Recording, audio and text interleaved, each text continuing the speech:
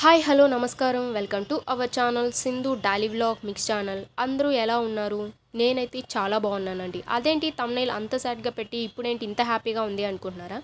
అదేం లేదండి. ఆ మ్యాటర్లోకి వెళ్ళే ముందు నేను మీకు అందరికి ఒక చిన్న క్లారిటీ ఇవ్వాలి అనుకుంటున్నాను. అదేంటి అంటే ఇది నా ఫస్ట్ యూట్యూబ్ వ్లాగ్ అండి. ఇందులో నా ఫేస్ అయితే చూపించలేదు, బట్ వీడియో మధ్యలో అయితే నా ఫేస్ అయితే చూపించాను. దీనికంటే ముందు నా ఇంట్రడక్షన్ వీడియో అయితే తీశాను. దానికి చాలామంది సపోర్ట్ చేశారండి. సో వాళ్ళందరికీ నేను చాలా థ్యాంక్స్ చెప్తున్నాను. ఎవరైనా ఆ వీడియో చూడకుండా ఉంటే నా ఛానల్లో పోస్ట్ చేస్తున్నాను, వెళ్ళి వీడియో చూడండి. నచ్చితే లైక్ చేసి నా ఛానల్ని సపోర్ట్ చేయండి. సో ఇప్పుడైతే మ్యాటర్లోకి వెళ్ళిపోదాం. మీరందరూ తమ్నైల్లో చూసింది నిజమేనండి. నిజంగానే మా పేరెంట్స్ నన్ను ఇంట్లో నుంచి తరిమేస్తున్నారు.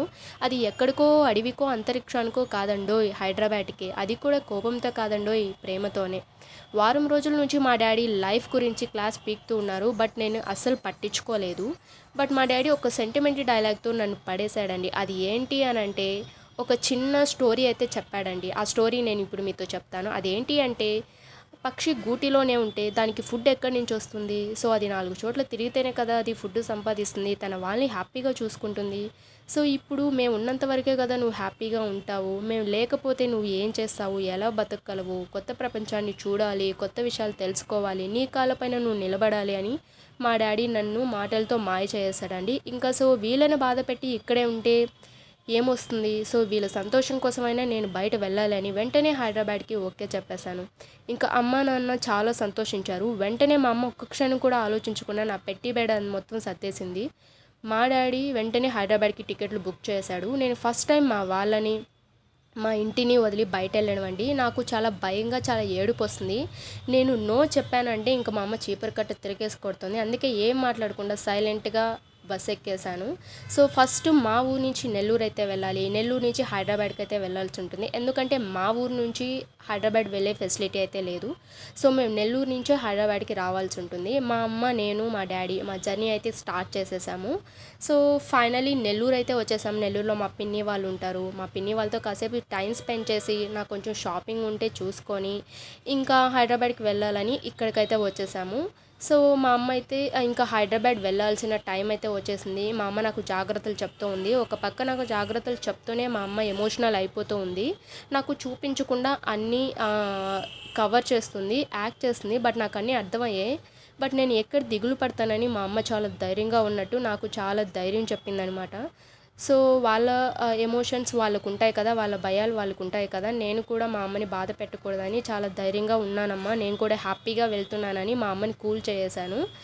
సో ఇంకా మా అమ్మ అలా వెళ్ళొద్దు, ఇలా వెళ్ళొద్దు, వాళ్ళు పిలిచారని వెళ్ళొద్దు, ఫుడ్ బాగాలేదని తినకుండా ఉండకు, సో జాగ్రత్తలన్నీ చెప్పింది. నేను కూడా అన్నిటికీ సరే అని తలూపాను.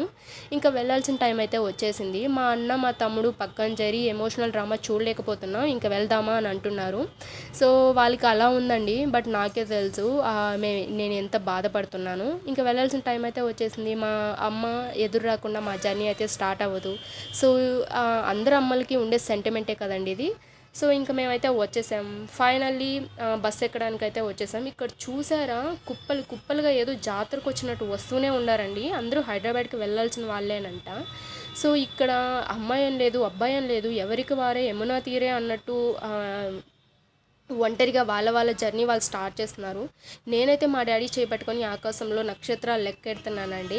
సో అంత భయం అనమాట నాకు. వీళ్ళందరిని చూశాక నాకు చాలా ధైర్యం వచ్చిందనమాట. సో నేను కూడా ఇంతే ధైర్యంగా ఉండాలి, ఇంతే ధైర్యంగా వెళ్ళాలి అని నిర్ణయించుకున్నాను.